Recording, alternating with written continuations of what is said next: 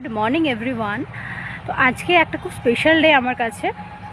যারা যারা তোমরা আমার ফেসবুকে পোস্ট দেখেছো তারা তো অলরেডি জেনে গেছো পাবনের জন্মদিন। আর আমরা অনেক আগে থেকে প্ল্যানিং করেছিলাম যে আজকের দিনেই আমরা দুজনে একসাথে ভিডিও করার স্টার্ট করব।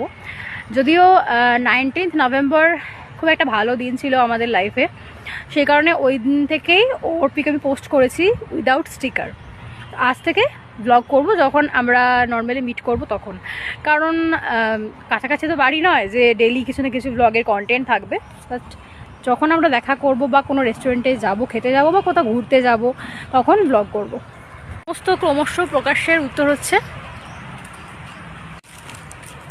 আজকে এনার বার্থডে। তো again happy birthday. Thank you. বয়স কত হলো? 40।